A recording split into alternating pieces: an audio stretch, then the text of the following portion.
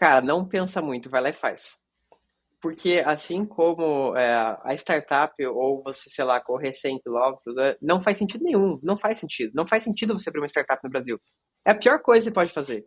Tem zero coisas que te ajudam nesse sentido, assim. Então, assim, se você para pra pensar, você não faz. Mas se você quer muito fazer isso, vai lá e faz. Faz alguma coisa, lança alguma coisa. Não tem problema se você pivotar, fazer outra coisa depois. Então, cara, pega e faz. Não pensa, cria, abre a empresa. Fala pessoal, eu sou o Kaique Coma, apresentador do Decolada, o podcast do Asas que conta histórias reais de empreendedores reais. No episódio de hoje eu conversei com o Bruno Vanac, fundador da Gestor, uma plataforma de automação de processos onde você consegue criar aplicativos para operações sem precisar usar códigos.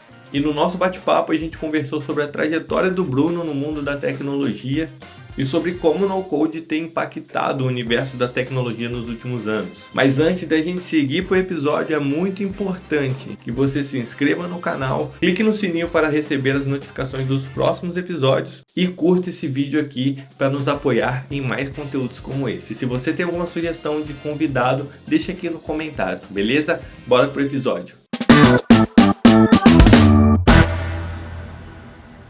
Meu nome é Bruno, né? Eu sou fundador da gestora, assim como designer, né? Da empresa. E até designer quase que por necessidade, né? Não porque eu sou formado em design nem nada. Então, muito porque eu gosto muito de criar ferramentas, né? Criar produtos e tudo mais, né? Acho que a gente acaba tendo uma vantagem por ser uma ferramenta que cria outras ferramentas, né? Eu acho que a gente tem aí um privilégio de poder trabalhar num time que cria ferramentas e criam ferramentas, né? Então, para quem gosta muito disso, acho que é o nível mais elevado que você podia ter nesse sentido de construir coisas, né? Acho que é a coisa que eu mais gosto de fazer, que sempre gostei de fazer, né? Como que você pega é, um problema e coloca a tecnologia naquilo e do outro lado sai alguma coisa melhor, mais automática, mais fácil, né? E assim por diante. Cara, legal. E assim, antes da gente começar aqui, né, você comentou que saiu de casa muito cedo, né? E só que assim, desde cedo você sempre se interessou pela área da tecnologia? Como que foi a sua infância dentro da tecnologia? Eu sempre gostei muito de tecnologia, né? Eu sou de uma cidade pequena, então até os 16 anos eu morei por lá, né? 50 mil habitantes, que é Mafra, em Santa Catarina. E como toda cidade pequena, a gente não tinha tanto acesso assim à tecnologia como alguém que morou em São Paulo, né? Até a internet mesmo foi começar a ter há 10 anos atrás, acho que com mais velocidade, antes era uma coisa difícil, né? Mas isso acho que nunca, acho que isso até quase que ajudou a ter cada vez mais fascínio pela tecnologia, né? Talvez Uhum. a falta de acesso gera um interesse, né? Eu sempre gostei muito de construir coisas e também do tipo. Por que que eu falo isso? Porque um dos principais brinquedos mesmo que eu sempre gostei foi o Lego, né? E eu acho que a coisa mais legal do Lego, que tem a ver com o que a gente faz hoje, é eu nunca fui muito de construir o que já vinha na instrução. Eu gostava era das peças, porque daí eu construía o que eu quisesse, né? E a gente, como produto, é a mesma coisa. Eu não, a gente é o oposto de um sistema travado, né? Você é super flexível. Então a gente dá as peças para os clientes criarem o melhor sistema para a empresa deles, né? Então eu acho que isso trouxe um pouco do que eu sempre gostei de tecnologia e também acho que como todo mundo mais novo assim acabou aprendendo inglês até jogando videogame, esse tipo de coisa, né? Versus na aula e às vezes até no passado, né, não tinha, às vezes não tinha nem inglês o jogo, você tinha que jogar um jogo estava em francês, se queria jogar Yu-Gi-Oh! Estava em japonês, então não é que você aprendia essas línguas, mas pelo menos você dava um jeito, né, de criar os comandos ali para chegar no jogo que você queria jogar. Então, eu acho que o fato de eu saber pouco de tecnologia me fez interessar mais por isso, né? Então, quando a primeira vez que eu tive um computador, já era meio velho, né? Acho que eu tinha, sei lá, acho que uns 12 anos, né? E a minha mãe sempre foi um pouco restritiva, né, com o uso de computador e tudo mais. Então, isso, na verdade, só fez me melhorar no sentido de que eu tinha que achar formas de entrar no computador mesmo que ela bloqueasse, né? Então, eu acho que tudo isso, essa parte de tecnologia, sempre foi um fascínio, acho que meio natural meu, e eu gosto de falar de tecnologia, eu gosto de quem gosta de tecnologia, né? Acho que um dos pontos, acho que legais de ficar em São Francisco, morar em São Francisco, na Califórnia, é todo mundo é de tecnologia, né? Todo mundo tem esse mesmo interesse, né? Esse mesmo fascínio, né? Eu acho que tecnologia ainda hoje, ela em geral, as pessoas às vezes ainda não gostam tanto assim, né? Eu sou um cara que sou desse extremo oposto, né? Eu sou muito otimista com tecnologia, eu sou muito otimista com, por exemplo, inteligência artificial. Eu acho que tem muito espaço para a gente evoluir ali e eu fico feliz da gente existir nesse momento, né? Porque a cada ano eu acho que a gente vai viver uns próximos 20 anos aí muito bons de tecnologia, que muita coisa que a gente achava que era impossível vai ser, acho que o dia a dia, aí, né? Poxa, que legal, Bruno. Cara, e aí você falou que hoje está em São Francisco. Como que foi essa transição, né, para você sair de Mafra e ir para fora do Brasil? Você já saiu de Mafra e já foi direto para fora do Brasil ou você foi para alguma cidade maior antes? Hoje especificamente, eu estou em Natal, né, no Rio Grande do Norte, porque eu vim visitar um cliente, né? Sim. Mas o fato de eu sair de casa foi muito porque eu sempre queria estar e ser o melhor no que eu faço, né? E eu sabia que para eu ser o melhor que eu faço, fica muito difícil eu competir com alguém em São Paulo se eu não estou em São Paulo, né? Uhum. Então, basicamente, com 16 anos eu saí de casa. Primeiro, eu já queria ter ido para São Paulo na época, mas eu fui para Curitiba inicialmente, né? Acho que é um caminho muito tradicional para quem é do interior de Santa Catarina, interior do Paraná. Você vai para Curitiba porque tem escolas melhores, né? Faz o terceiro ano lá e aí sim você vai para a faculdade. Então, fiquei um ano em Curitiba, disso fui para São Paulo. E desde então, né, fiquei vários anos em São Paulo e fui lá para fazer faculdade de economia, na verdade, na GV, né? Então, muito dessa minha saída de casa foi por conta disso, né? Inicialmente por buscar né, ir para os melhores lugares possíveis, né? Então, acho que sempre foi essa mesma motivação, né? Como que eu consigo estar entre os melhores para aprender com os melhores, né? Não necessariamente, porque a gente é o melhor, nem nada nesse sentido, Uhum. mas mais assim, se eu tô entre eles, eu prefiro, né, ser o pior dos melhores do que o melhor dos piores nesse sentido. Então, estando em São Paulo, e tem uma diferença muito grande mesmo de várias coisas que você aprende, né? Ali é mais cosmopolita do que se você tivesse só na sua cidade. Então, acho que é legal ter essas duas visões, né? Acho que também tem muitas coisas muito boas de você estar numa cidade menor que te dá, pô, acho que te dá experiências de vida mais reais, né? Mas também essa Uhum. outra parte um pouco é, mais global, acho que só tem cidades maiores. E a mesma motivação foi o que me levou a ir para São Francisco, que é a mesma motivação que me fez entrar no Y Combinator, né? Então, qual que é a melhor incubadora do mundo, né? Qual que é a melhor lugar, qual que é a melhor grupo, ao meu ver, né, que qualquer startup hoje pode participar, ainda é o Y Combinator, né? Uhum. E foi por isso que a gente aplicou, inclusive a gente aplicou 3 vezes, né, até a gente ser aceito, né? Então acho que no fim aceitaram por dó, né, da gente ali, mas a gente nunca desistiu, a gente nunca desiste, acho que esse é um pouco da característica que a gente tem, né? Se a gente não fosse aceito na terceira, a gente ia aplicar a quarta, né? E foi por isso que eu decidi mesmo, não sendo presencial, aquele batch específico não foi presencial, mas eu decidi ir para São Francisco porque eu quero aprender com as pessoas de lá, né? Eu quero conviver, eu quero conhecer um pouco mais como eles enxergam as coisas e entender, pô, por que estar em São Francisco dá alguma vantagem ou não dá alguma vantagem competitiva para alguma startup nesse sentido e tudo mais. E claro, também tem os interesses da empresa que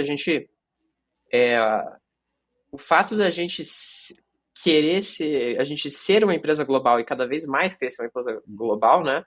Faz com que a gente tenha que estar em vários lugares, não só digitalmente, mas Uhum. eu presencialmente, eu tento ir visitar os clientes efetivamente, porque eu vejo que tem uma diferença de você estar ali no dia a dia, né? Você passar numa empresa que você vê, pô, todo mundo com as TVs usando seu produto, como que eles Uhum. usam, como que o cara tá usando isso no celular, ou como que ele tá usando para fazer, às vezes, um processo de venda e assim por diante. Então, o fato de ir para diversos lugares, né? Acho que eu tava contando esses dias, eu acho que eu já morei em mais de 7, 8 cidades, né? Assim, então é o que ajuda a gente a tentar, cara, primeiro aprender com os lugares diferentes, né? Acho que cada lugar você aprende coisas diferentes, mas também, assim, a nossa tem um pouco a ver com o que a gente quer como empresa, né? A gente não quer ser, sei lá, o melhor sistema do Brasil, né? A gente quer ser a melhor plataforma de no-code no mundo e ponto, né? Não é a melhor plataforma de no-code do Brasil, né? É, então, para você fazer isso, você tem que estar em outros lugares, você tem que Sim. entender, sei lá, a gente tem clientes na Inglaterra, tem clientes nos Estados Unidos, tem cliente no México, tem cliente na Colômbia, então, Uhum. muito é de você ir entender aquele mercado, né, viver aquilo, e eu acredito muito de estar na linha de frente sempre, né?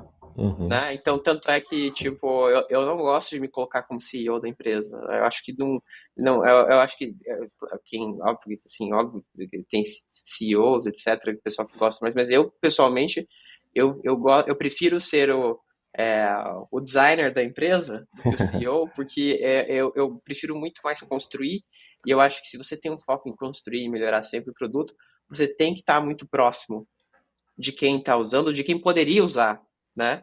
E especialmente para escutar, acho que feedback negativo, né? Porque acho que Uhum. no Brasil é meio forte assim, as pessoas não falam mal, né? Às vezes, né? Tipo, sei lá, tem um problema lá, mesmo com asa, assim, você pode perguntar, a pessoa não fala, às vezes ela só silenciosamente sai e você não sabe por quê, você não Aham. consegue entrar em contato e às vezes era assim, putz, tem esse botão aqui que resolvia o caso da pessoa e nunca vai e a gente nunca vai saber, né? Então a gente ativamente vai muito atrás assim, acho que explicitamente de feedback negativo, né? Então acho que e isso a gente só consegue coletar estando em diversos lugares, né? Acho que só fechando, acho que a tua pergunta, que eu acho que eu fui meio longe aí na resposta, mas é um pouco disso. Cara, e isso é bem legal quando você falou a respeito de sair de Mafra e procurar um lugar maior, né, para aprender mais, porque eu nasci no interior de São Paulo, só que eu passei a minha pré-adolescência até ali meus 15, 16 anos em uma cidade no interior de Minas que tinha 20 mil habitantes. E eu lembro uma vez que meu pai ele queria me colocar num curso de web design porque ele não achava ninguém para criar site para ele, né? Só que aí, na época que eu cheguei, eu fui na primeira aula quando começou aquele monte de código HTML. Eu falei, meu Deus, falei, pai, isso aqui não é para mim não. Cara, passou um tempo, eu assim na internet e eu vi um tutorial do cara falar, tipo, aprenda a criar um site tipo em uma hora. Eu falei, peraí. Aí foi onde eu conheci o WordPress, o Elementor, e assim, eu criei meu site ali em 2 horas sem precisar usar os códigos, né? Então, esse lance do low code, você acredita que hoje ele veio também para suprir a falta de mão de obra? Com certeza, assim, qual que é o nosso objetivo principal, né? Como que a gente transforma qualquer pessoa num programador, né? Como que a gente dá esse Uhum, superpoder de um programador para qualquer pessoa é, que queira efetivamente resolver um problema, né? Então, qual que é qual que é uma das barreiras grandes de você ser um programador, né? Hoje, acho que no Brasil, em qualquer lugar do mundo, cara, você tem que se dedicar 5, 10 anos para você ser bom naquilo, para você conseguir fazer uhum, uma automação e tal, porque tem uma barreira inicial muito grande. E quando eu digo assim, beleza, mas é só fazer curso, mas não é, cara, curso é tempo que você tem que fazer, que você às vezes tem trabalho, tem coisa que você tem que resolver. O curso tem custo também, né? Mesmo que você faça coisa que seja grátis online, tem alguns que você tem que pagar e tal. E, e é muito tempo para você resolver um problema que você deveria resolver rápido, né? uhum, Então eu acredito muito no no code, no low code, como, cara, dar esse superpoder para as pessoas que são as pessoas que gostam de resolver problema, que estão buscando automatizar os processos, estão buscando uma empresa melhor, que estão buscando conseguir trazer tecnologia para qualquer lugar. A tecnologia é o melhor amigo do negócio, né? uhum, Só que assim, tem um histórico meio complicado de sistemas travados, de ser difícil de usar, de não ser tão intuitivo, de não estar disponível no celular, de não estar. Então, acho que muito do que a gente faz aqui cara, como que a gente cria, a gente como plataforma, né, cria mais e mais e mais funcionalidades para que seja cada vez mais e mais fácil para, sei lá, para as nossas mães poderem ir lá e conseguir construir uma automação sem a nossa ajuda. Então, assim, é você chegar em algo muito simples, muito óbvio, né, o quanto antes, né? Uhum. E aí a gente até busca como que a gente introduz essa pessoa até para o no-code, né? Como que a gente traz, porque muito do problema é um ponto que você comentou até de, cara, você não sabe nem que é possível você fazer as coisas sem código, né? Uhum. Então, antes de você conhecer o WordPress, era tudo, cara, ou eu faço esse HTML, etc. aqui, ou não sai, né? Então, muito do nosso trabalho, e a gente conversa até com outras empresas de no-code, é como que a gente divulga mais do no-code para as pessoas, do low-code, assim por diante, né? Como que a gente fala assim, cara, pelo menos assim, cara, saiba que é possível fazer isso sem você ser um programador, né? Uhum. E tanto é que é legal que vira um negócio que, assim, quase que religioso, né? Porque você pega uma pessoa que não programa, quando ela se converte para um programador, né? Nem que seja no code, cara, em algumas semanas, aquela pessoa, ela efetivamente, né, evangeliza essa ideia do no code para várias outras pessoas. E aí várias pessoas que às vezes achavam que, cara, nunca vou conseguir programar nada, nunca, ou assim, muito difícil, ou muito tempo. E o no-code tem um negócio legal que, assim, beleza, a gente está falando para internamente numa empresa, mas, cara, hoje, sei lá, mesmo uma pessoa de 14 anos ali consegue fazer um sistema mais avançado com no-code do Uhum. que, sei lá, uma SAP da vida, de verdade, assim, tipo, para alguns casos, com certeza, sabe? Então, isso vai dando uma liberdade muito grande, né? Que a barreira não é mais o acesso, cara, é a tua força de vontade, é o teu interesse, né, de fazer Uhum. aquilo e assim por diante. Então, eu vejo o no-code, para mim, ele é uma coisa tão óbvia quanto o cloud, assim. Então, no Uhum. começo, né, tinha uma resistência muito grande, né, de tipo, era servidor local, né, tudo local nas empresas, né, o cloud era meio mal visto, assim, até, né, eu tinha programadores ou, sei lá, engenheiros só para otimizar o hardware, Uhum. né, e esse cara falava, não, cloud, isso aí esquece, né, que foi uma revolução grande que aconteceu nos anos 2000, né, da ida para cloud. Hoje, cloud é tão óbvio que não é uma dúvida, você não fala de cloud, você não fala assim, ah, o Asas é na cloud. Tipo, não faz sentido, né? Você não precisa avisar isso. As pessoas já assume-se isso. Assim como no futuro, eu não vou mais falar de no code. Assume-se que não vai ter que programar para algumas coisas, Uhum. né? Então, eu acho que cada vez mais vai ter uma no-codificação até que o no-code fique óbvio e ele só desapareça, porque ele vai estar tão presente que ele não existe mais, né? Do tipo, é no-code, não é? Ele só acontece com naturalidade, né? E o nosso trabalho é acelerar esse ponto. Uhum. Quando que a gente chega nesse nível, né? Então, muito do que a gente traz hoje é assim, o que que é muito útil e as pessoas entendem como difícil ou impossível de trazer. Então, AI, né, inteligência artificial. Uma das features que a gente está trabalhando agora é você mandar sua identidade e ele já puxar todos os dados. Mandou, já puxou. Que é assim, para quem não, cara, imagina, você não sabe programar.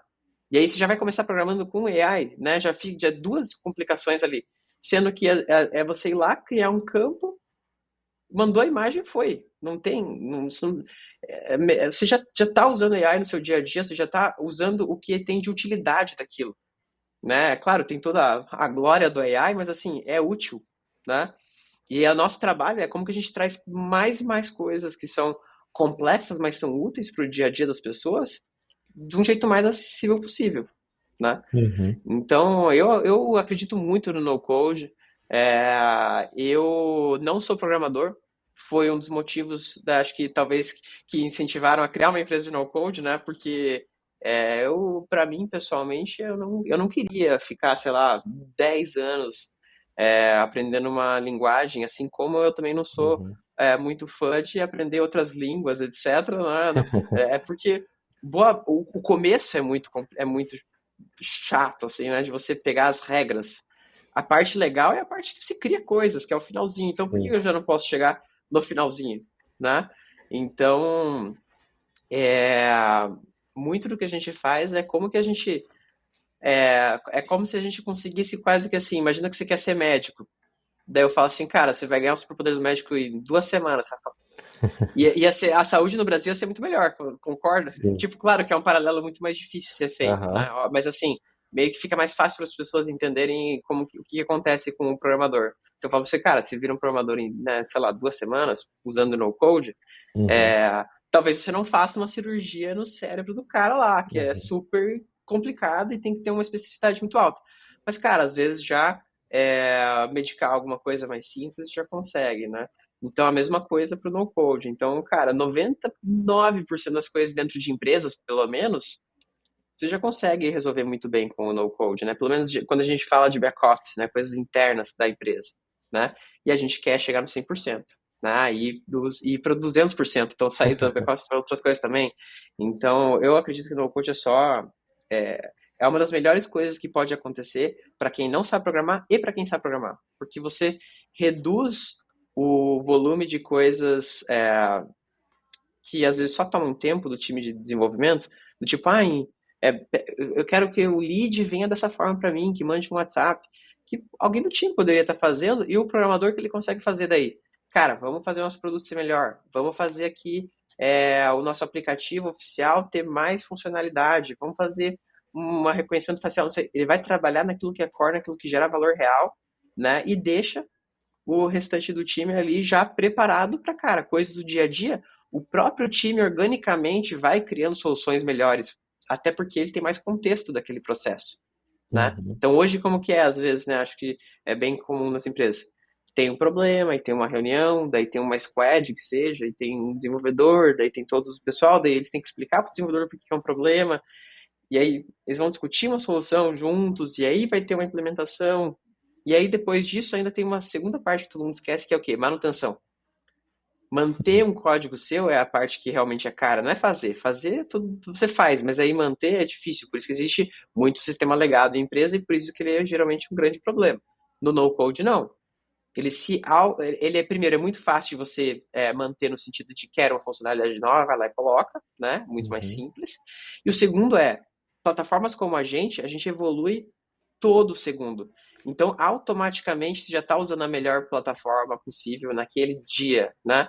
Então, a gente busca muito lançar coisa nova, trazer mais ferramenta. Ontem a gente lançou o Gantt na plataforma, hoje a gente está lançando um novo campo, então a gente tenta lançar diversas coisas toda semana justamente para isso, porque eu cada vez, mesmo que ele não faça nada, tá ficando melhor a ferramenta dele, né?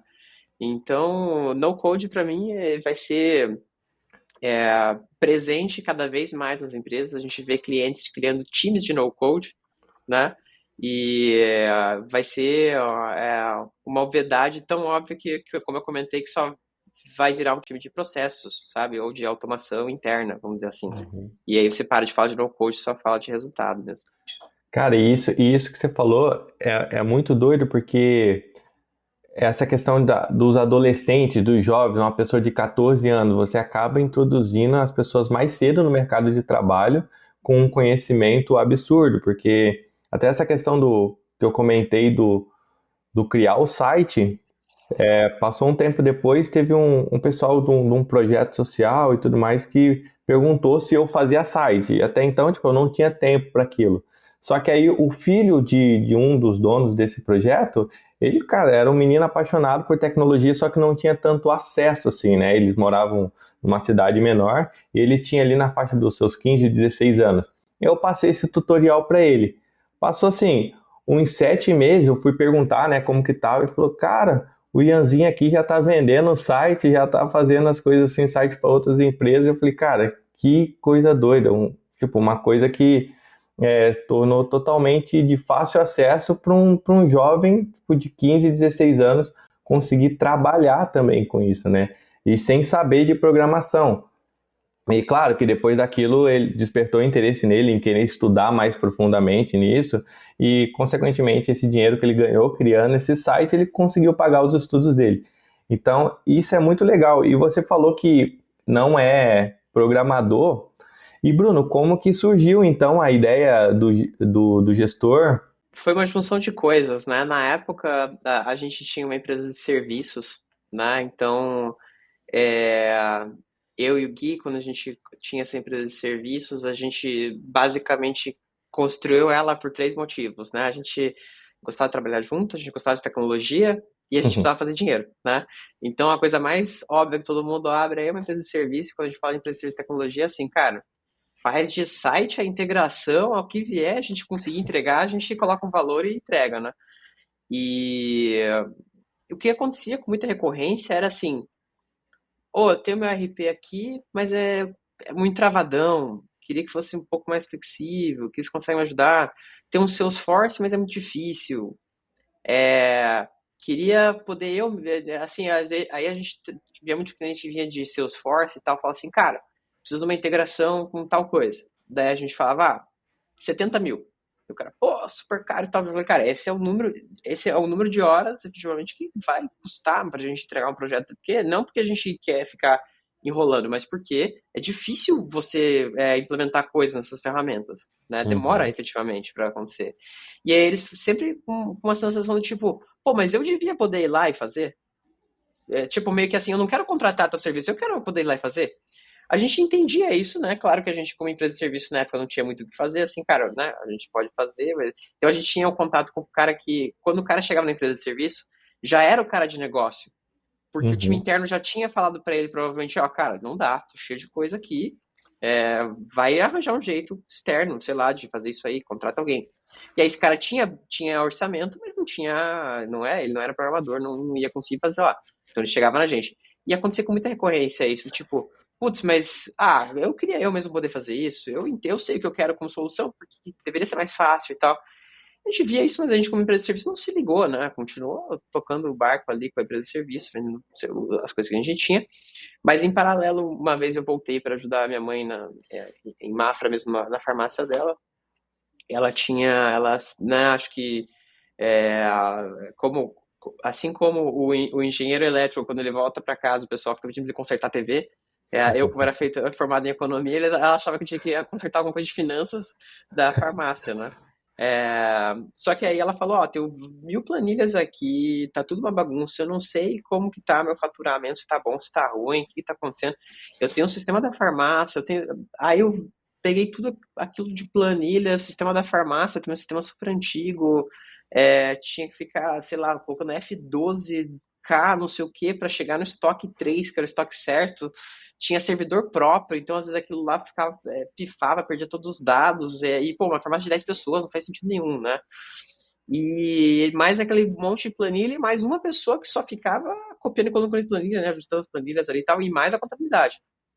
Daí eu falei pra ela, não, isso aí, pô, com certeza eu vou aqui no final de semana achar uma ferramenta aqui, vou fazer um sistema para você. Ela falou, pô, mas tem que ser fácil, eu não quero nada que não seja muito diferente de uma planilha, porque se for diferente da planilha, eu não vou conseguir usar, né? Então eu falei, não, com certeza, vou achar alguma plataforma aqui e vou fazer. Procurei, testei várias, tudo que tinha no mercado, e aí quando você não é programador, vem você se sente muito incompetente, né? Você fala assim, pô, velho, não é possível que eu sei exatamente o que eu quero como deveria ser, mas eu não consigo construir aquilo, né? E eu achei que eu só não estava conseguindo achar a ferramenta, perguntei pro Gui na época, falei, Gui, pô, como que eu busco isso? Eu não sei, não estou conseguindo usar Google aqui, me fala o que eu deveria usar nesse caso. Ele falou, cara, para resolver o que você quer, é um sistema às vezes de 30 mil, mais a implementação, que vai ser mais caro que o sistema, né?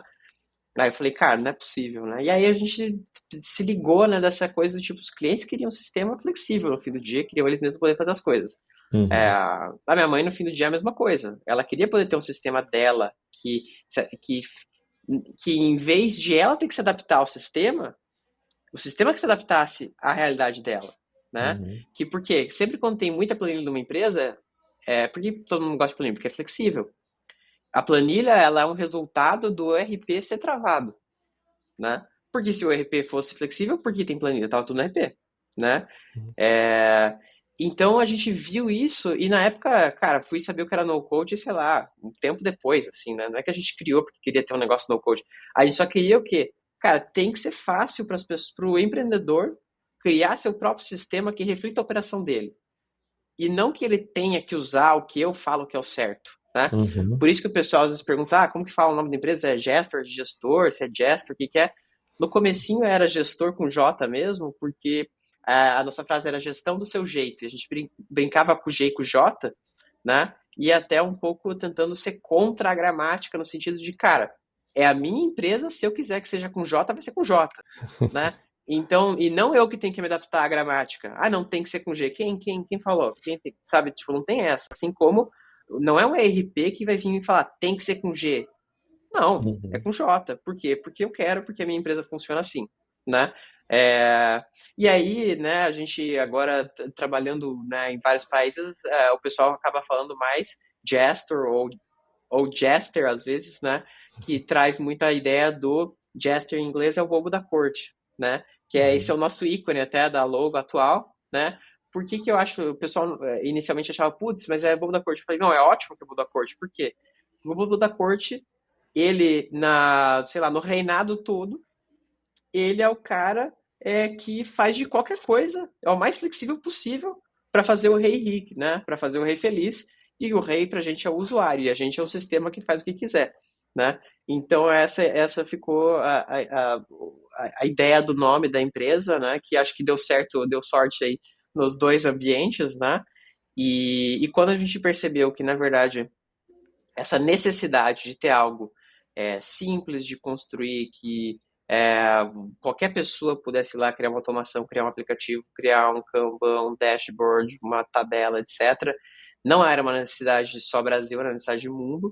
Né? A gente falou, cara, a gente não quer ser só é, localmente bom, a gente quer ser o melhor globalmente, ponto final. Né? Então, hoje, a gente não só compete com grandes marcas internacionalmente, como a gente ganha espaço desses caras, né? Uhum. Então, a gente hoje é uma empresa americana, na verdade, né? A gente é Gestor Inc., né? Fica nos Estados Unidos. Tem a filial Brasil, né? A estrutura Brasil, que a gente usa para operar aqui também, mas a gente está espalhado em todo lugar, por quê? Porque a gente acredita que globalmente, né, existe esse mesmo problema que eu tive, existe em vários países, né? E assim, até voltando um pouco do teu comentário que você fez, eu ia usar muito gestor se eu tivesse 12, 13 anos e talvez mais do que Lego. Por quê? Porque o Lego é legal, mas assim, é um brinquedo. Uhum. Mas se eu consigo construir uma coisa de verdade e outra empresa está usando um processo que eu criei, né, uma automação que eu criei, pô, tem um negócio a mais ali que acho que encanta, né? Além de, obviamente, ganhar dinheiro. Então, Uhum. eu acho que assim, muito do futuro, do trabalho do futuro, né, vai ser um pouco mais descentralizado, porque pessoalmente eu ia preferir muito mais ser esse cara que faz esses sisteminhas para diversas empresas do que trabalhar numa grande empresa, né? Uhum. Então, não só eu ia ser assim, de certa forma, né, eu ia ter ser empreendedor, mas eu ia ter liberdade, eu ia conseguir fazer o que eu quiser e eu estou gerando resultado real para muito mais gente do que às vezes trabalhando numa grande empresa, né? Então, acho que tudo mistura um pouco no fim, né? Cara, muito legal. E Bruno, foi quanto tempo assim que vocês demoraram para gestor, né, para vocês começarem a colocar ela para jogo? Cara, 2 meses. A gente não acredita muito em ficar esperando a versão perfeita. A gente sempre solta tudo no ar o quanto antes, porque o que eu acredito muito é em velocidade. É a coisa que eu mais Aham. acredito, é a única vantagem que a gente tem contra a Salesforce é velocidade. Por quê? Porque a Salesforce tem mais gente, mais dinheiro, mais produto, mais marca, mais tudo, né? É uma empresa de 170 bi de dólar, mas ela nunca pode ser mais rápida que a gente. Se ela Uhum. for, é o fim da empresa, tá? Então, eu acredito muito em velocidade, eu acredito muito em testar as coisas ao vivo e escutar feedback de cliente. Então, se, assim, acho que até um negócio muito legal do YC, que é lançar rápido as coisas. Não fica Uhum. guarda, não fica, porque senão você se apega muito à sua noção de o que é bom, né? E você não consegue efetivamente melhorar rápido, né? Então a gente só programou o básico para existir alguma coisa no começo e a gente, assim, idealmente, assim, acho que a gente sempre tem que voltar para o passado e ter vergonha do produto que ele era, né? Tipo, não vergonha do tipo do jeito zoado, mas assim, cara, efetivamente hoje tá muito. É até uma coisa legal, assim, se a gente pega a plataforma 1 ano atrás, 2 anos atrás, completamente diferente. Assim, os próprios clientes, eles notam isso, né? Um diferencial muito grande. Imagina você. Acho que uma das coisas legais do iOS, quando tinha do iPhone no comecinho, o que que era? O mesmo telefone, cada versão melhor. né? Acho que a Tesla faz isso também, né? O carro fica mais rápido por uma atualização de Uhum. software, né? Mesmo produto, cada vez fica melhor. Gestor é a mesma coisa, você pode estar assinando hoje, mas daqui 6 meses ele vai estar muito melhor, né? Isso não necessariamente se aumentou o plano nem nada, só Uhum.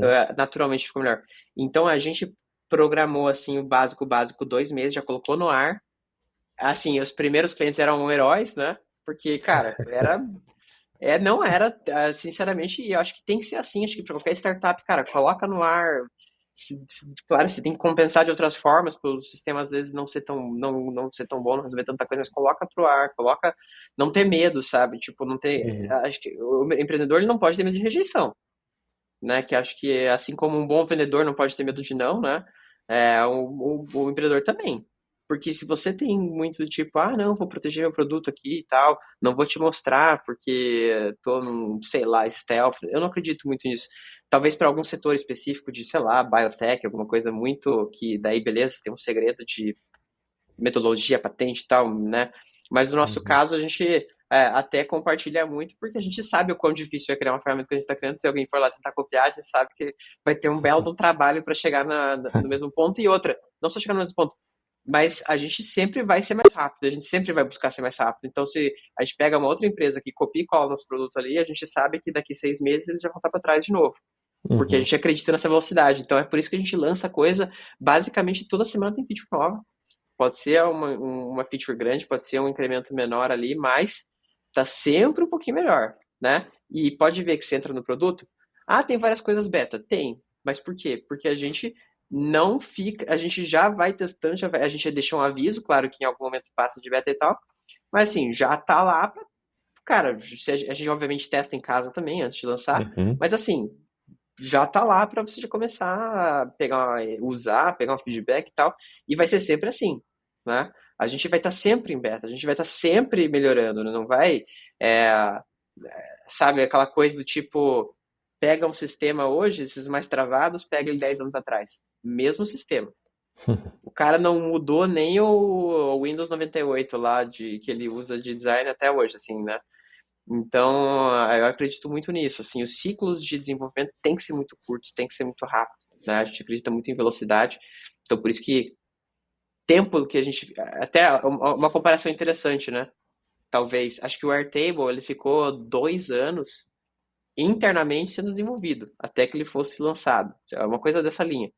É, mas, pô, foi revolucionário na época, tudo mais, mas assim, hoje você já vê que mesmo sendo uma grande empresa com, sei lá, 7 bi, não sei quanto vale o Airtable hoje, mas a evolução de features dele já não é tão acelerada como era, né? Uhum. Então, só dando um paralelo talvez mais próximo da nossa realidade em no-code mesmo, né? Que ainda é uma empresa muito mais rápida do que se fosse a gente falar de uma mais tradicional, né? Com Uhum. certeza. Então, você pega essas duas empresas, como que vai estar daqui 10 anos? Quem tem maior velocidade, né? Ou não, né? Então, a nossa ideia é nunca perder esse espírito de velocidade, nunca perder essa coisa de estar sempre trazendo coisa nova, sempre testando coisa nova, sempre não tendo medo de lançar as coisas, né?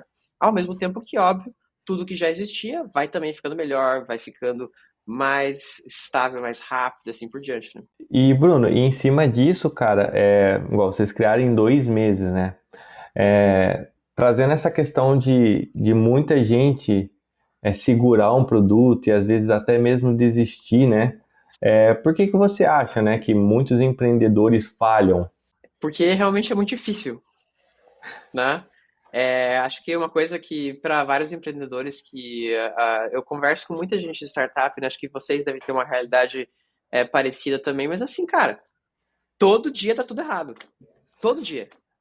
Se dá certo as coisas é por 1 minuto. 1 minuto, você tá feliz, vai tomar uma água, voltou, já deu um problema, entendeu? Então, toda startup é assim. Só que até uma coisa que eu acho que é interessante e o pessoal acho que está num movimento mais nesse sentido de as startups se encontrarem mais, se conversarem mais, porque você não consegue ter esse tipo de discussão às vezes com o teu amigo que trabalha no Bradesco.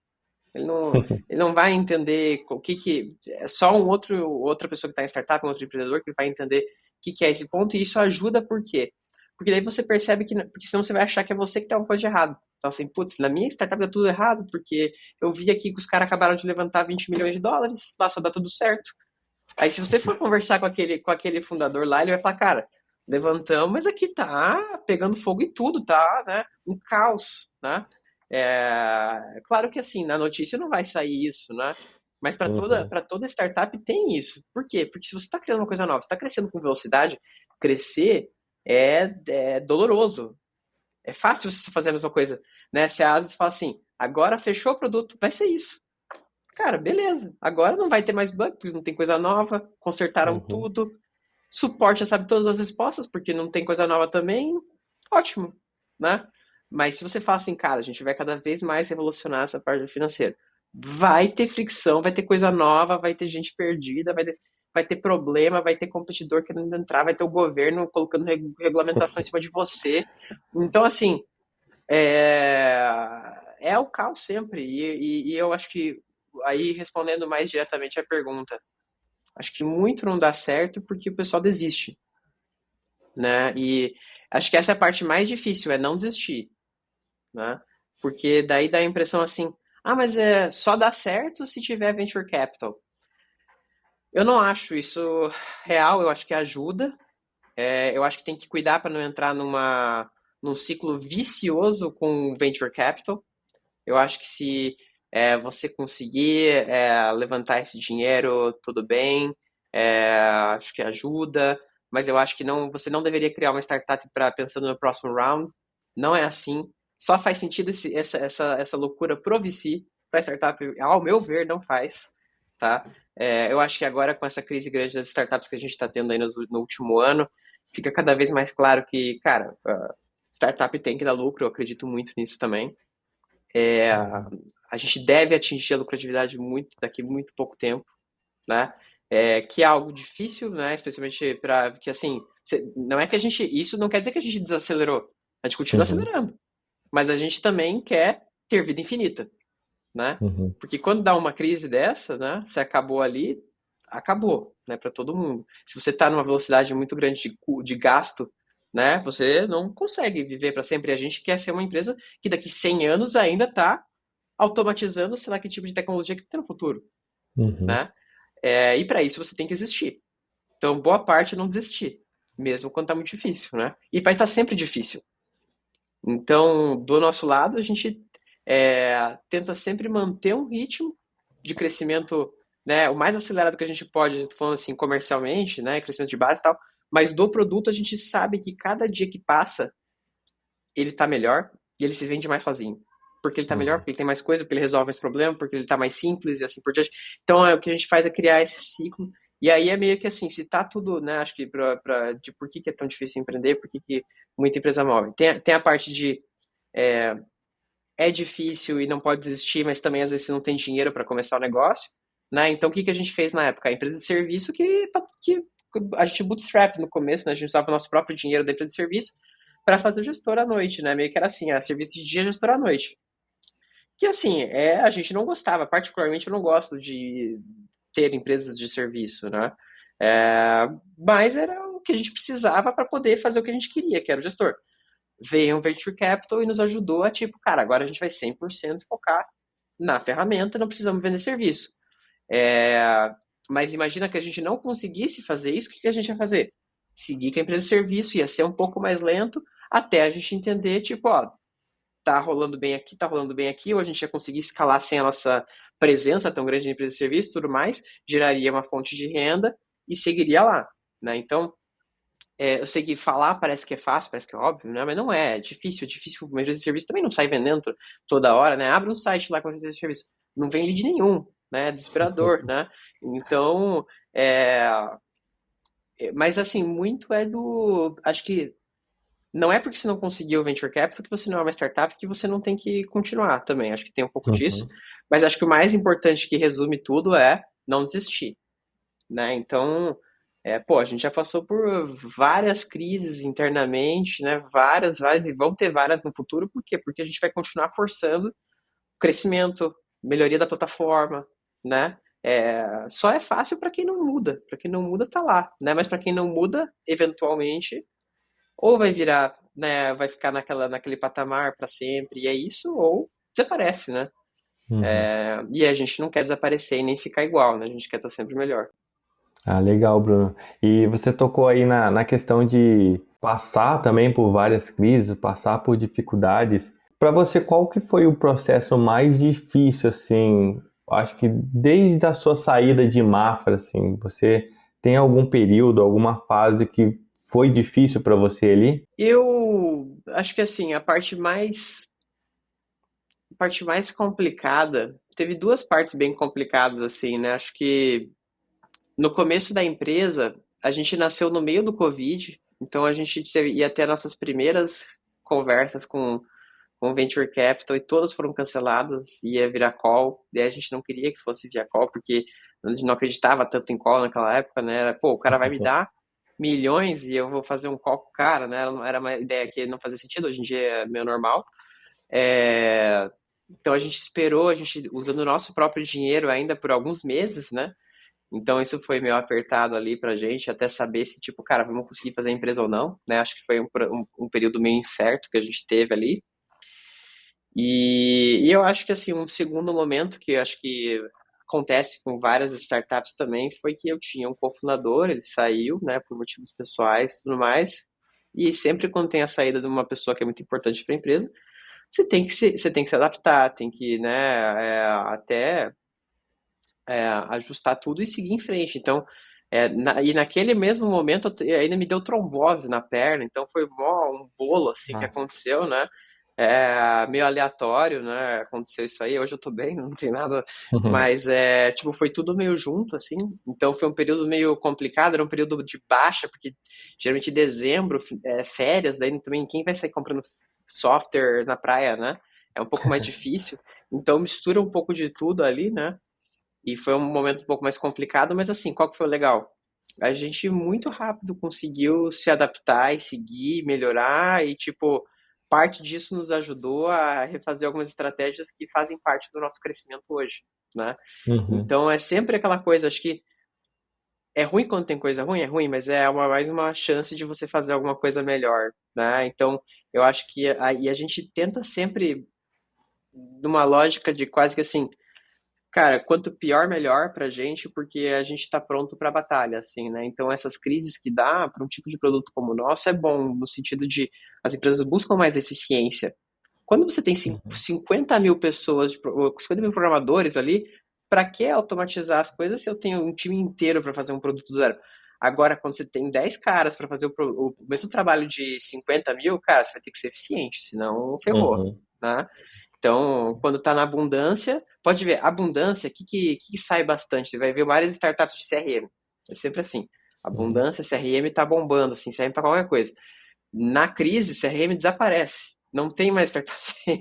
E outra coisa, porque o cara está mais preocupado assim, o que é mais fácil, vender ou economizar mais 20%? Geralmente na crise é economizar 20%, né? Cortar alguma Uhum. coisa. Já na abundância, não, tanto faz o custo, a gente tem que vender mais, aproveitar que está tudo indo bem.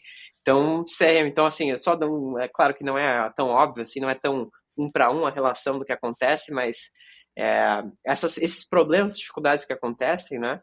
Acho que é sempre ruim quando acontece, mas é sempre bom, é bom depois que passa, fica melhor, né? Então, eu prefiro um terreno complicado, né? A gente está num mercado super difícil, mercado com uma competição muito alta nesse sentido, assim, de número de ferramentas, mas é, a gente usa isso ao nosso favor, né? Uhum. Porque, assim, já que é difícil, se sobrar, vai sobrar só a gente, Uhum. né? Porque a gente não vai se intimidar e vai continuar cada vez evoluindo enquanto os outros não vão estar na mesma velocidade, né?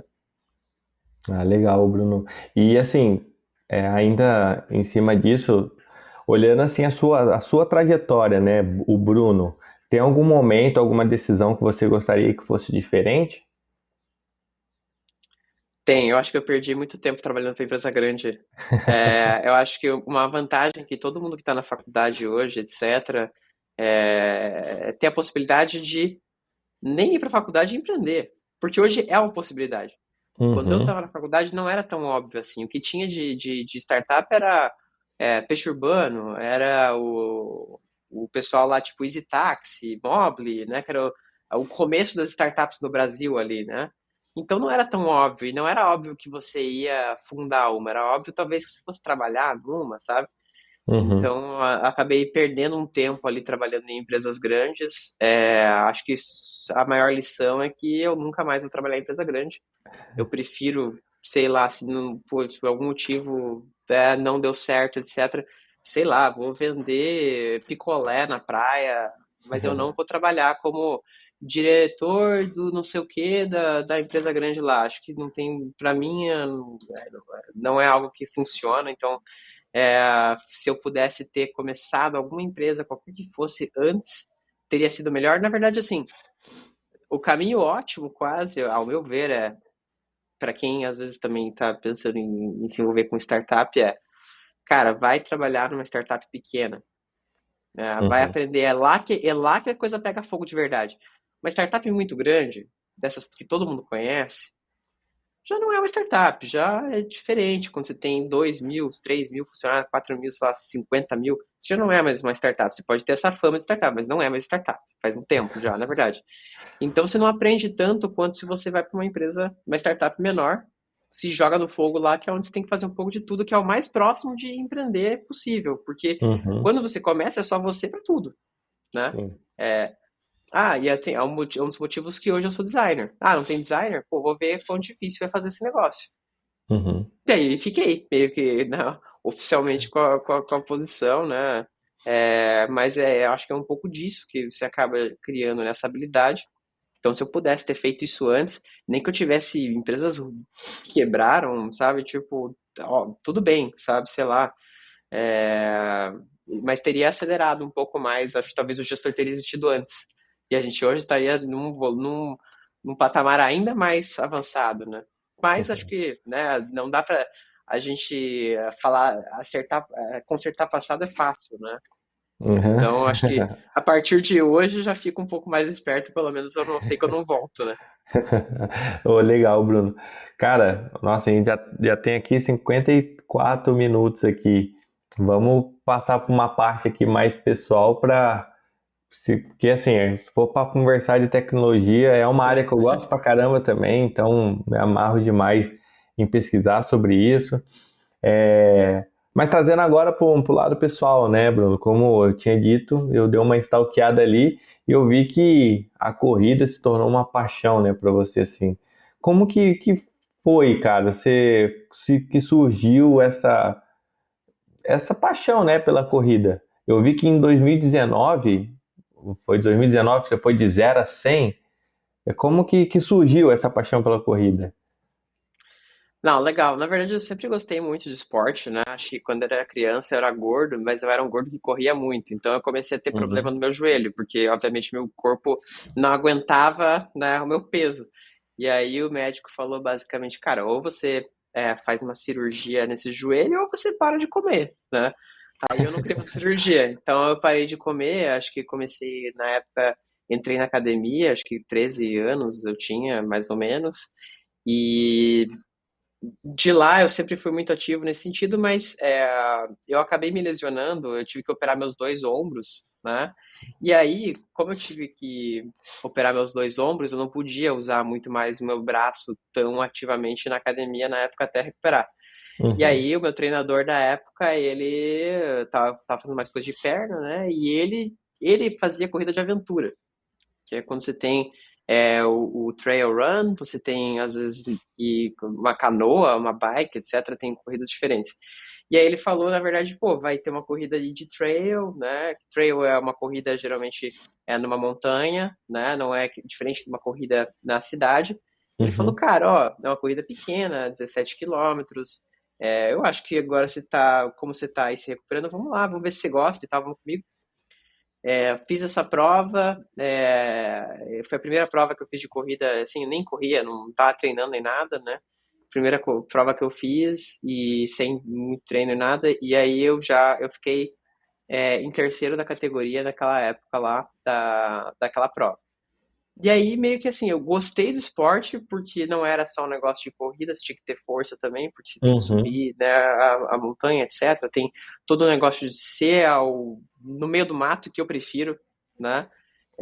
A cidade me estressa um pouco, mesmo morando muito em São Paulo, eu tento buscar onde tem mato em São Paulo. E até por isso que às vezes eu gosto de voltar para minha cidade e tudo mais, porque mato não falta, né? É, e de lá eu comecei a descobrir esse mundo do trail, né? E quando eu descobri, eu não sabia que era possível, eu achei que a maior modalidade de corrida que existia era a maratona, que Uhum. são 42 quilômetros. Mas quando eu descobri que tinha gente, né, no Brasil, fora do Brasil, que eles tinham uma coisa chamada ultramaratona, que era os caras correndo 100 quilômetros, 2 quilômetros, né? Eu falei, cara, pô, já que se existe uma ultramaratona, por que que eu vou fazer uma maratona, né? Então, eu coloquei um desafio meio pessoal, assim, já que eu vou fazer um negócio já que eu vou fazer, já que eu vou me esforçar, eu vou tentar fazer algo que seja meio absurdo, assim, no sentido de que, cara, porque se for uma conquista, que seja uma grande conquista. Se fala assim, eu vou fazer uma prova de 10K, pô, qualquer pessoa meio que até sem preparo, que tenha uma tá, ok de saúde, ele vai completar uma prova de 10K. Uma prova de 100K é um bicho completamente diferente. Uhum. Se você não se dedica, você não termina. Você nem, né, aí eu coloquei um desafio pessoal para eu mesmo, que assim, em menos de um ano daquela prova que eu fiz, aquela primeira de 17, eu vou correr uma prova de 100K. E aí eu comecei a treinar meio na raça, assim, junto com o meu treinador ali e tal. Fui aprendendo sobre o trail, fui fazendo outras provas, né, no meio do caminho. Então, eu, na verdade, fiz uma ultra antes de fazer uma maratona. Então, eu fui de 17.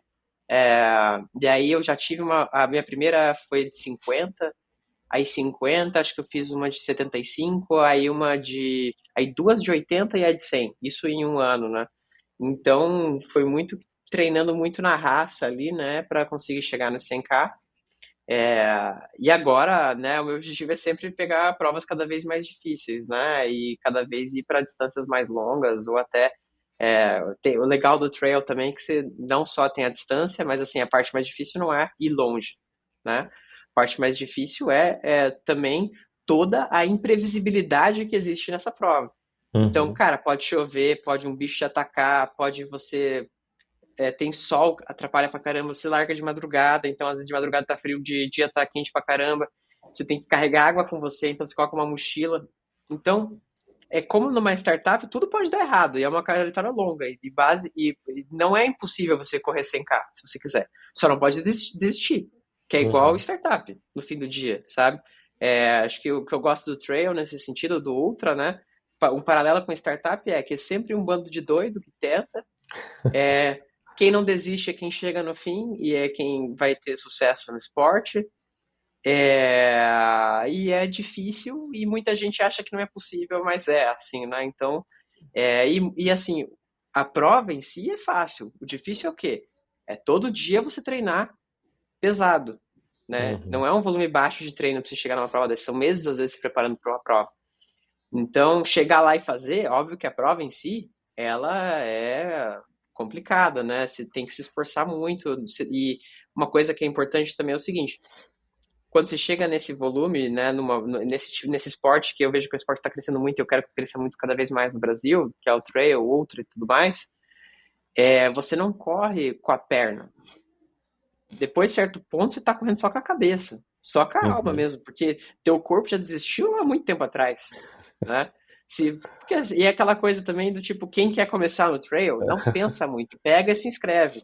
Porque não vai Aham. fazer sentido, não tenta racionalizar que não faz sentido você fazer uma prova dessa, né? Então, assim, e quem busca até, sendo talvez, acho que, não sei se o pessoal gosta muito desse posicionamento, mas é, não é algo saudável você correr 100 quilômetros. Então, se não vá achando que é para ser saudável. Não é. Tá? Então, às vezes a minha mãe fala, mas não é saudável o volume de treino que você faz, não é saudável. Mas assim como não é saudável você fazer uma startup, não é saudável você querer mudar as coisas.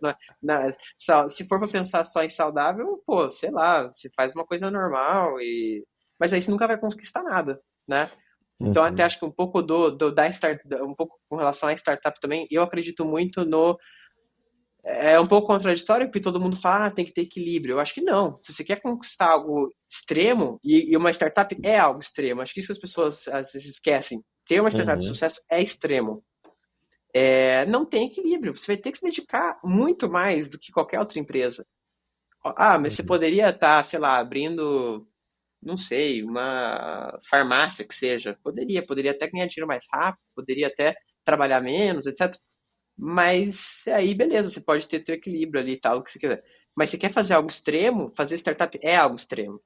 Então não é tão saudável assim, óbvio que, mas assim, isso não quer dizer que você tem que se descuidar.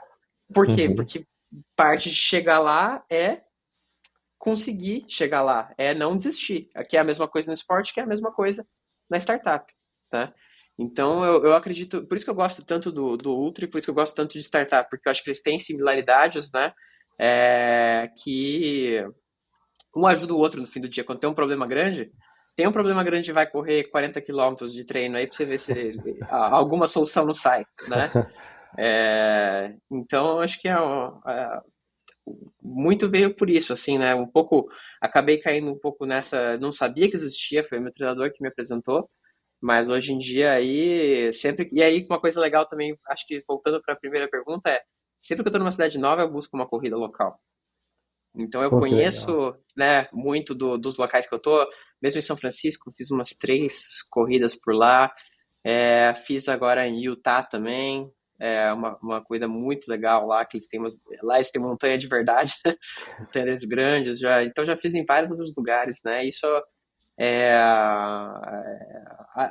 ajuda também, né, você conhecer um pouco do local, as pessoas, tudo Uhum. mais, e é legal, né, então é aquela coisa, é ruim, mas é bom, né, que é a mesma coisa da startup, Cara, então tem muita similaridade. Cara, eu também não conhecia essa modalidade em si, né? Quando eu vi ali no seu Instagram, tipo, eu vi montanha e tudo mais. E, cara, é muito louco. Uma coisa é você correr, sei lá, 50 quilômetros num lugar plano, né? Outra coisa é você correr 50 quilômetros subindo montanha, né? Isso é muito, muito doido. E, cara, falando assim agora, dá pra ver que você é um cara que super empreendedor, sua mente pensa direto nessa questão do empreender também. Mas se caso você não fosse empreendedor, você acha que você seria o quê? Cara, eu ia gostar muito de ser um atleta, na verdade. Se eu pudesse profissionalmente ser. Eu não tenho, assim, eu sei que eu não tenho a qualidade física que o cara de ponta tem de verdade. Talvez não fosse um Uhum. bom atleta, tipo, que efetivamente ganhasse prova aí, mas eu gostaria muito de ser um atleta, sabe? Eu acho que eu gosto muito dessa lógica do esporte, né? Da Uhum. disciplina, do você contra você mesmo, né? Do cada vez melhor, é, porque assim, qual que é o legal do esporte, né? Não é só lá e pegar e fazer. Tem técnica, tem você testar coisas diferentes. Parte, por exemplo, do trail que tipo de alimentação você vai ter? Antes da prova, durante a prova, você é uma pessoa que pode comer muita gordura ou não, isso te atrapalha na prova. Então, como não tem, assim, acho que até as provas de 21, 42, elas são mais científicas, elas são assim, cara, ó, esse é o pace, você vai tomar gel aqui, você vai chegar aqui fechadinho, você chega. Na ultra não tem regra para nada. Assim, tem um cara que ganha só comendo macarrão, tem um cara que ganha só comendo abacate, tem um cara que ganha sem tomar água, tem um cara que só toma água, tem um cara que dorme, tem um cara que não dorme, tem um que, sei lá, gosta do tênis maior, tem um que gosta de descalço. Então, eu gosto muito desse aspecto do esporte como um todo, assim. Eu aprendo muito com o esporte. Assim, se não existisse empresa e eu fosse melhor, eu ficaria só fazendo isso, sabe? Tipo, eu gosto muito dessa parte. É, e eu gosto também da comunidade como um todo, assim. Acho que tem muita similaridade, é algo que eu gostaria de fazer. Ah, legal, Bruno. E assim, só por curiosidade, quanto tempo normalmente a pessoa faz, né, 100 quilômetros nesse trail? Em quanto tempo que ela completa? Eu acho que como um parâmetro, assim, né? Uma das que eu fiz recentemente foi 120 quilômetros, né? Ela é uma prova que você sobe aí uns 4.000 metros, né? Acumulados, né? Então Nossa. ela deu 20 horas, basicamente, Caraca. né? Então, agora eu vou ter uma prova em dezembro, que eu não tô preparado para essa prova, então eu tenho certeza que eu vou sofrer pra caramba. Mas, assim, é aquela coisa, se ou eu vou me pegar numa maca, porque eu não consigo seguir mais a prova, ou eu vou sofrer até o fim. Mas é uma prova de 170 quilômetros agora, que é uma prova bem famosa no Brasil, que se chama Ultra Internacional dos Anjos, né, a UAI, que é muito famosa em Minas. Por isso que eu perguntei, porque a Nossa. gente passa várias provas, eu acredito que eu até passei pela cidade em alguns momentos, porque a gente tem muitas provas por ali, né, Aham. especialmente ali, né, Itaiandu, Serra Fina, todas as provas são por ali, né, que é meio perto, né, não é super perto, mas Uhum. como a prova tem 120 quilômetros, ela passa por várias cidades, né, Caraca. e eu pretendo fazer abaixo de 30 horas. Porque se for a mais Nossa. que 30 horas, aí você tem que se programar às vezes para dormir. Eu não quero dormir, eu quero seguir Aham. direto, né? E Caraca, aí, mas. isso se tudo der certo, né? Então vamos ver se vai dar boa.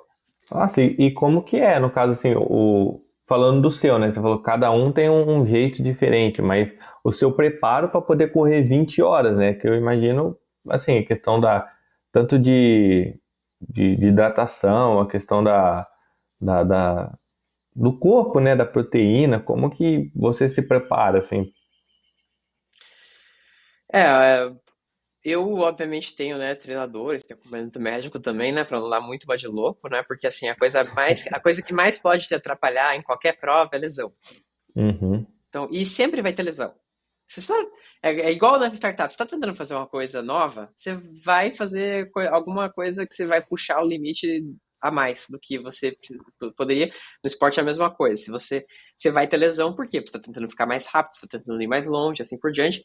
E boa parte, tipo, prevenir esse tipo de lesão, né? Então, tem acompanhamento médico ele também, fisioterapeuta e tal, para isso não acontecer, né? Então, puta, semana passada eu tava fazendo treino de força, me ferrei com a minha lombar aqui. Eu tô até hoje meio ferrado, mas eu tô treinando Nossa. e meio que você vai indo, né? Então meio que, né? Mas assim, muito obviamente, mais perto de provas, você tem que se disciplinar um pouco mais com o que você tá comendo, né? Eu tento Uhum. reduzir peso, porque peso atrapalha na corrida, no sentido de que, pô, se você pode diminuir 5 quilos, é como se não estivesse carregando uma bolsa de 5 quilos para a prova por 30 horas, né? É melhor deixar essa Uhum. bolsa em outro lugar, né? É, e mesmo pré-prova, você aumenta muito a hidratação, se come muito mais sal, né? Então tem coisas até que são interessantes nesse sentido pro esporte, que assim, você vai fazer várias coisas que não são saudáveis, mas só fazem sentido para quem está nesse nível de treino. Então, o que, Uhum. que não é saudável e que você tem que fazer durante prova, às vezes? Durante prova, às vezes, você tem que tomar Coca-Cola. Porque tem três coisas que você precisa da Coca-Cola ali, quatro, vamos lá. Você tem água, sódio, açúcar e cafeína. Então tá ótimo. Só que no dia a dia, numa quarta-feira que você tá não fazendo nada, vai tomar uma Coca, obviamente não é um negócio super saudável, mas tipo um pós-treino longo, ou durante o treino longo, ou numa prova, uma Coca-Cola salva você ali. Mas zero saudável, não é que é saudável, é porque naquele momento o teu corpo ele tá debilitado de tudo. Então, assim, né, durante as provas, daí você tem uma decisão de usar ou não gel, de tomar sal ou não tomar, quando sal cápsula, né? Então, assim, nos treinos você tem que tentar replicar um pouco dessa lógica, Uhum. né? Então, por exemplo, pô, vai tomar café? Não vai, sabe? Tipo, café preto, por quê? Porque café, ao mesmo tempo que te ajuda a deixar mais ligado, desidrata. E você precisa dessa Uhum. água. Então, e aí tem até testes que você faz às vezes de tipo quanto você sua numa hora e quanto que você tem que repor. Hoje tem bastante teste divertido que você consegue fazer com médicos e tudo mais, para você ver, ó, tanto de sal para repor, você pode tem um certo parâmetro ali, mas no fim do dia o que vale é a prática, né? Se você não está acostumado a comer tal coisa, não chega na prova e come tal coisa, Uhum. né? Você tem que meio que ter um padrão ali, porque, cara, assim, vamos lá para os detalhes mais, acho que, vida real da prova. Uma prova de 20, 30 horas, você tem que ir ao banheiro. Uhum. Idealmente, você não vai ao banheiro, você vai ao mínimo possível, porque atrapalha, né? Não tem. Uhum. E não é que a prova tem banheiro, né? E tudo mais. Você tá correndo no meio do mato, né? Então tem todo um ajuste da alimentação para isso também. Nos treinos é a mesma coisa. Então você tem que comer antes as coisas, testar antes para ver como que isso vai te impactar naquela prova. Então muito é assim teste, né? Você vai, testa, vê se funciona, se não funciona, vai de novo, sei lá. Então, é por isso que é tão divertido, porque ele não tem matemática. E outra, eu não sendo um cara tão bom, às vezes eu vou ganhar de um cara bom. Porque cada prova é uma prova única. Por quê? Porque aquele dia fez um choveu ou não choveu, porque aquele dia teve sol pra caramba ou não teve, porque aquele dia, putz, o cara lá que era muito bom virou o pé numa pedra, né? Ah, Então, sabe, uma coisa também que assim, como você não controla, você tem que estar sempre pronto para as coisas darem errado também. uhum. E às vezes isso vai te ajudar ou vai te atrapalhar, né? Então, muito desse preparo, né, a alimentação, etc. Acho que o mais importante é você ter uma disciplina de treino. Tipo, treinar, eu treino todo dia, né? E eu tento seguir o mais próximo possível do que o meu treinador, etc., passa. E também, Ah, quando uma coisa que o atleta tem que cuidar também, às vezes, se você treina demais, se aumenta muito próximo do risco de lesão. Então, você tem que fazer uma periodicidade ali, você tem que fazer treino de força também, não é só correr, aham. né? Você tem que fazer várias outras coisas. Então, é um pouco diferente nesse sentido. Então, quando eu vejo uma adversidade, eu sempre vejo uma oportunidade para eu treinar. Tá muito quente lá fora, então eu vou treinar. Tá muito frio, vou treinar. Aí que nem aquela pessoa que não treina no dia de chuva, porra, e aí, se chover na prova, o que você faz? Aí tá chovendo, eu vou treinar. Pô, se tá chovendo aí que eu vou treinar, que daí, porque, pô, eu vou estar pronto para uma chuva, Uhum. né? Eu tenho que estar pronto para qualquer situação, né? Então, pô, já corri em neve, não estava preparado, congelei todos os dedos da mão, achei que ia perder a mão, não perdi, por sorte, né? Mas assim, isso porque a gente não tem neve, eu não consigo replicar isso aqui, Aham. né? Então, tudo isso faz parte, assim, do esporte. Por isso que é tão legal, porque não tem regra. Meio que a natureza nivela todo mundo. Claro que vai ter uns caras que são melhores, que são piores, mas às vezes, cara, às vezes o calor matou aquele cara no dia. Ou às vezes o calor, que é onde o cara treina sempre com o sol rachando, todo mundo ficou pra trás, né? Uhum. Então, essa imprevisibilidade que faz a diversão, assim, acho que equaliza um pouco dos pontos, né? Poxa, que legal, Bruno. Cara, interessantíssimo demais, cara. É um esporte que realmente você precisa de um autoconhecimento também, né? Entender o que faz bem pra você. E é realmente essa questão do treino, né? E, cara, estamos chegando, né, na parte final aqui do podcast. Foi muito legal, assim, o bate-papo. Muito legal saber da sua trajetória, da sua paixão pela tecnologia e também pelo esporte. Isso eu acredito que vai agregar muito na vida das pessoas. E então queria que você deixasse um conselho, né, para a gente fechar, um conselho para o pessoal que está assistindo o podcast, que querem começar a empreender, que ainda é, às vezes está trabalhando, né, em uma empresa e quer empreender. Qual conselho você daria para a pessoa começar, né? Acho que o principal conselho é assim, cara, não pensa muito, vai lá e faz. Porque assim como a startup ou você, sei lá, correr 100 quilômetros, não faz sentido nenhum. Não faz sentido. Não faz sentido você abrir uma startup no Brasil. É a pior coisa que você pode fazer. Tem zero coisas que te ajudam nesse sentido, assim, nesse critério.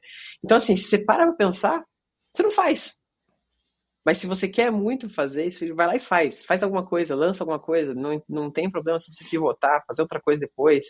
Começa, quebra, se você tem condição de fazer isso, né? Claro, pô, tem gente, você vai ter uma responsabilidade maior, se você tem família, você tem, né? Mas dado que você tem condições de fazer isso, só começa. Não fica preparando o business plan por 4 anos. Não fica nessa, vai lá, faz, procura um problema real, né? Acho que busca o que o IC fala também, acho que é tosco, é óbvio, mas não é fácil de colocar na prática, que faça algo que as pessoas querem, né? Não vem inventar só porque existe cripto que você vai fazer alguma coisa em cripto. A não ser que você tenha um problema real que você está construindo ali, você vai ficar só no modismo que vai te atrapalhar na hora de você decidir o que você tem que fazer. Então, cara, pega e faz. Não pensa, cria, abre a empresa. Não tem co-founder, abre pra você mesmo. Ou vai buscar alguém, não sei, mas assim, não fica esperando as estrelas se alinhar, porque não vão. Né? Então, quanto antes começa, antes você consegue tomar o rumo real daquilo que você quer fazer. Né? Então, é, eu acredito bastante nisso. Eu acho que se for para deixar né, acho que um conselho que eu gostaria de ter tido talvez mais no começo, né? Saber que é possível, saber que hoje em dia cada dia está mais fácil você abrir uma startup, acho que também é legal colocar isso para as pessoas. Querendo ou não, o mercado de venture capital está muito maior, né? Um pouco mais maduro, ainda não tão maduro quanto o mercado internacional, mas um pouco mais. E hoje a rede de outras pessoas fazendo startup também está muito maior. A gente vê encontros grandes em São Paulo que estão acontecendo. Então, sempre, até para Joinville tem bastante startup. Às vezes, assim, se está com medo, não sei o quê, vai conversar com outros empreendedores e ver com que eles conseguem ajudar em alguma coisa. Às vezes o cara Uhum, te dá uma cadeira no escritório ali só para você se virar, sabe? Tipo, às vezes já uhum. ajuda, né? Já é alguma coisa, melhor que ficar em casa. Se não tem escritório, fica em casa também, vai. Começa alguma coisa, nem que seja com no code ou não. Se sabe, começa a criar algo, começa a vender algo, começa com serviço, que é a coisa mais tosca que você pode começar, porque só depende das horas suas, né? Vê algum tio aí que precisa de ajuda, né? Seu aí, algum amigo, sabe? Tipo, chega no teu amigo da startup e, cara, aqui é um negócio que ninguém resolve pra você que está com dificuldade aí, né? E vai indo, né? Às vezes não vai ser isso que vai ser seu business, mas vai ser o começo, né? Ah, show de bola, Bruno. E assim, Bruno, agora para a gente encerrar, um livro e um filme que você indicaria pro pessoal? Ah, filme, eu gosto muito do Rock, né? Toda a série do Rock Balboa. É... E livro, pô, eu, eu sou um grande fã do Nassim Taleb, mas todo mundo fica indicando Nassim Taleb como se ele só tivesse um livro, então eu vou indicar outro que é o David Goggins, que é o Can't Hurt Me, né? Show Que de... é um cara que pô, todo dia tento ser um pouco mais como ele, né? Até pra gente não desistir aí, que às vezes a gente reclama de muita coisa pequena, né? Uhum. Então isso ajuda a colocar um pouco em perspectiva também, que você consegue chegar mais longe se você se aplicar a isso, né? Mas show de bola, Bruno.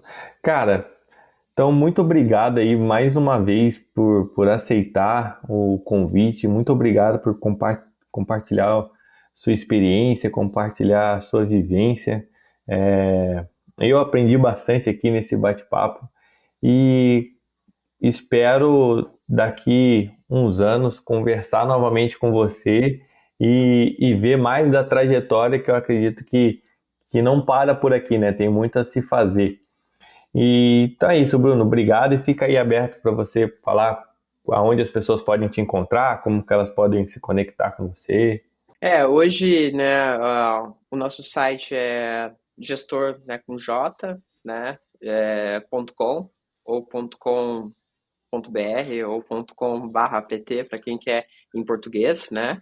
É, e o Instagram é gestor no code e LinkedIn também, né? O meu é Bruno Banac, né? Igual tá provavelmente na descrição aí. Eu uso bastante o meu perfil até para colocar as novidades da empresa, para quem quiser seguir, ver as features que a gente está lançando. O perfil da empresa também no LinkedIn, Facebook e tudo mais é gestor com J, né? O nome da empresa. Então fica Uhum. fácil aí de não esquecer, dado que é escrito um pouco diferente aí.